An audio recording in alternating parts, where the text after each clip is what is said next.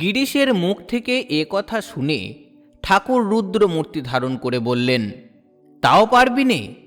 তবে দে শালা দে, আমায় বকলমা দে।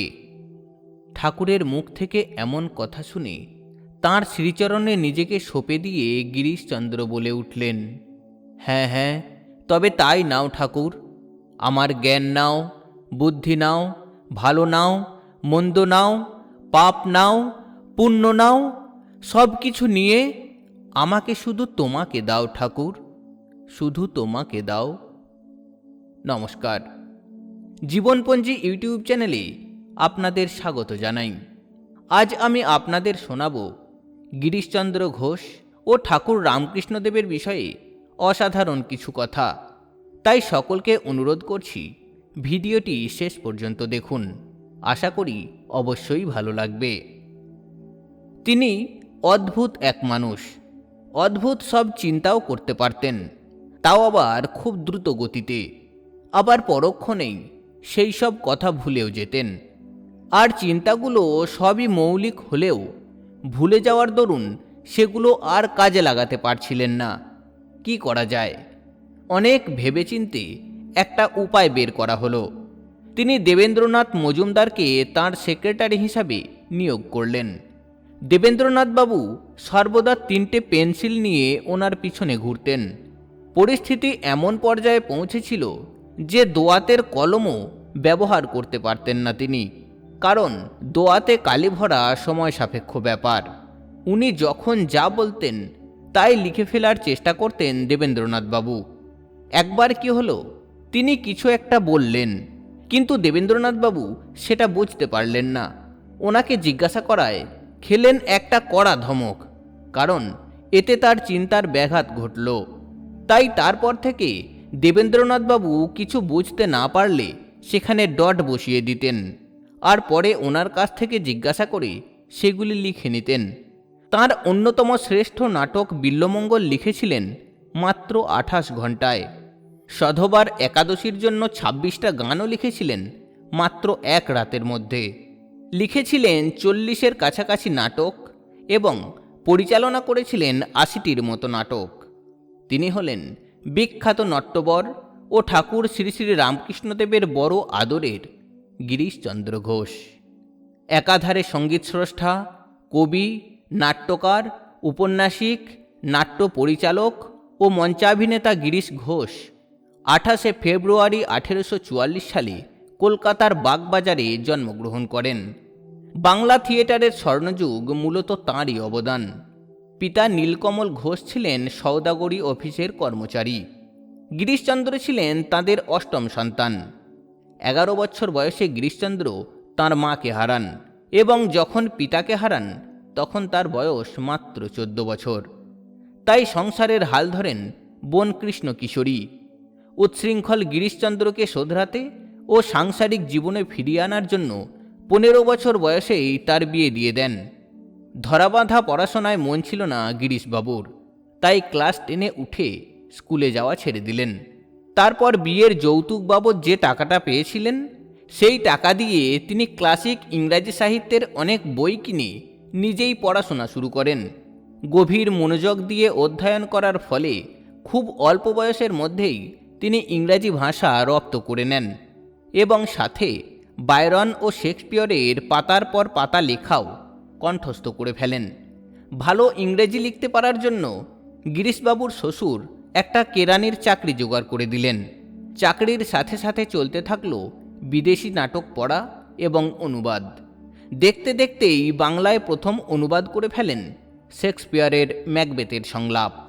স্টার থিয়েটারে গিরিশচন্দ্রের চৈতন্যলীলা নাটকে ঠাকুর রামকৃষ্ণদেব চৈতন্য চরিত্রে বিনোদিনীর অভিনয় দেখে মুগ্ধ হয়েছিলেন এবং বিনোদিনীর মাথায় হাত রেখে আশীর্বাদ করেন। ঠাকুর রামকৃষ্ণদেব গিরিশচন্দ্রের মোট 5টি নাটক দেখেছিলেন: চৈতন্যলীলা, প্রহ্লাদ চরিত্র, বৃষকেতু, নিমাই সন্ন্যাস ও দক্ষযজ্ঞ। স্বেচ্ছাচারী বেপরোয়া গিরিশকে পরবর্তীকালে ঠাকুর পরমহংসদেব তাঁর সংস্পর্শে নিয়ে আসেন। ফলে তার মধ্যে নৈতিক পরিবর্তন হয় ও মনের মধ্যে আধ্যাত্মিক ভাব জাগরিত হয়। একবার গিরিশচন্দ্র ঠাকুর রামকৃষ্ণের কাছে নিজের পরিচয় দিয়ে বললেন, ঠাকুর, আমি বড় পাপী। আমি এত মদ খেয়েছি যে মদের বোতলগুলি একটার পর একটা রাখলে হিমালয়ের সমান উঁচু হয়ে যাবে। তুমি আমাকে বলে দাও ঠাকুর, কি করলে আমার মুক্তি হবে? এই কথা শুনে ঠাকুর হেসে বললেন, শোন গিরিশ, তুই যা করছিস তাই করে যা, মন দিয়ে থিয়েটার করে যা। গিরিশচন্দ্র বললেন, কিন্তু ঠাকুর, আমি যে ওসব পেটের জ্বালা মেটানোর জন্য করি। তখন ঠাকুর বললেন, তাহলে সকাল সন্ধে দুবেলা ঈশ্বরের নাম করবি? গিরিশচন্দ্র বললেন, কখন সকাল হয় কখন সন্ধে হয় তা আমার জ্ঞান থাকে না ঠাকুর। ঠাকুর বললেন, তাহলে খাবার পরে নাম জপ করবি? এ কথা শুনে গিরিশচন্দ্র বললেন, খাওয়ার পর আমার ঘুম আসে ঠাকুর। আমি কখন খাই আর কখন ঘুমাই তা শুধু ঈশ্বরই জানেন। ও আমি করতে পারবো না ঠাকুর, ও আমি করতে পারবো না। গিরিশের মুখ থেকে এ কথা শুনে ঠাকুর রুদ্রমূর্তি ধারণ করে বললেন, তাও পারবি নে? তবে দে শালা দে, আমায় বকলমা দে। ঠাকুরের মুখ থেকে এমন কথা শুনে তাঁর শ্রীচরণে নিজেকে সঁপে দিয়ে গিরিশচন্দ্র বলে উঠলেন, হ্যাঁ হ্যাঁ, তবে তাই নাও ঠাকুর। আমার জ্ঞান নাও, বুদ্ধি নাও, ভালো নাও, মন্দ নাও, পাপ নাও, পুণ্য নাও, সব কিছু নিয়ে আমাকে শুধু তোমাকে দাও ঠাকুর, শুধু তোমাকে দাও। এইভাবে তার আদরের গিরিশের সব কিছু নিজের করে তাকে মুক্ত করে দিয়েছিলেন দয়াল ঠাকুর শ্রী শ্রী রামকৃষ্ণ পরমহংসদেব। 1886 সাল। ঠাকুর রামকৃষ্ণদেব সেই সময় দুরারোগ্য গলার ক্যান্সারে আক্রান্ত। দিন দিন তার শারীরিক অবস্থার অবনতি হতে লাগল। প্রথম 7 দিন বলরামবাবুর বাড়ি এবং তারপর শ্যামপুকুরে গোকুল ভট্টাচার্যের বাড়িতে 70 দিন থাকার পরও যখন দেখা গেল ওষুধে খুব একটা কাজ হচ্ছে না, তখন ডাক্তার মহেন্দ্রলাল সরকারের পরামর্শে ভক্তরা তাকে বরাহনগরের পথে বেশ নিরিবিলি শান্ত পরিবেশের জন্য কাশীপুর উদ্যানবাটিতে নিয়ে এলেন। মনোরম এই বাগানবাড়িটি রানী কাত্যায়নীর জামাই গোপাললাল ঘোষের কাছ থেকে মাসিক 80 টাকায় ঠাকুরের জন্য ভাড়া নেওয়া হলো। সেদিন ছিল 1 জানুয়ারি, ছুটির দিন। একটু সুস্থ বোধ করায় ঠাকুর বাগানে বিকালের দিকে হাঁটতে বেরিয়েছিলেন। ভক্তরা বাগান বাড়িতে এসে বিভিন্ন জায়গায় বসে গল্প করছেন। গিরিশচন্দ্র, সুরেন্দ্রনাথ, রামচন্দ্র দত্ত ও অন্যান্যদের সাথে একটি গাছতলায় বসে কথাবার্তা বলছেন। হঠাৎ তারা দেখলেন ঠাকুর রামকৃষ্ণদেব তাদের দিকে এগিয়ে আসছেন। ঠাকুর সুস্থ হয়ে বেড়াতে বেরিয়েছেন দেখে তারাও খুব খুশি হল। ভক্তরা উঠে দাঁড়ালেন।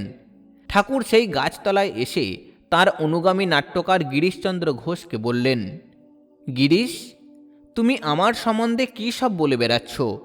তুমি কি দেখেছ? তুমি কি জানো আমার সম্বন্ধে? তোমার কি মনে হয় আমি কে?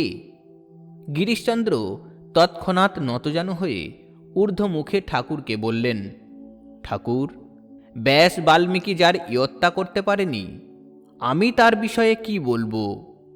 এই বলে পদপ্রান্তে করজোরে ঠাকুরের মুখপানে তাকিয়ে রইলেন।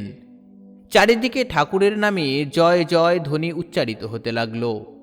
রামকৃষ্ণ পরমহংসদেব তখন বলেন, আমি আর কি বলবো, তোমাদের চৈতন্য হোক। এরপর তিনি সমাধিস্থ হয়ে তাঁর প্রত্যেক শিষ্যকে স্পর্শ করেন। গিরিশ সহ রামকৃষ্ণ অনুগামীদের মতে তাঁর স্পর্শে সেদিন অদ্ভুত এক আধ্যাত্মিক অনুভূতি হয়েছিল।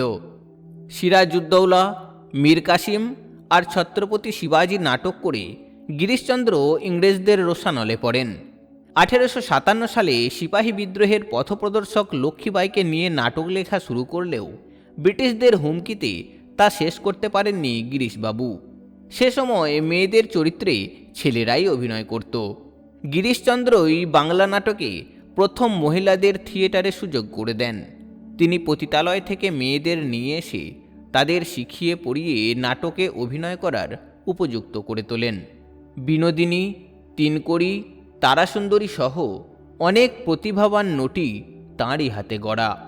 1912 সালের 8ই ফেব্রুয়ারি 68 বছর বয়সে মহান নাট্যকার গিরিশচন্দ্র ঘোষ যাত্রা করেন রামকৃষ্ণালোকের পথে। বন্ধুগণ, ঠাকুর রামকৃষ্ণদেব ও গিরিশচন্দ্র সম্পর্কিত আলোচ্য ভিডিওটি আপনাদের কেমন লাগলো তা অবশ্যই একটা সুন্দর কমেন্টের মধ্যে দিয়ে জানানোর চেষ্টা করবেন। আর যদি চ্যানেলে নতুন হয়ে থাকেন তাহলে চ্যানেলটিকে সাবস্ক্রাইব করে পাশে থাকবেন। ফিরে আসবো পরবর্তী ভিডিও নিয়ে। ভালো থাকুন, সুস্থ থাকুন। নমস্কার।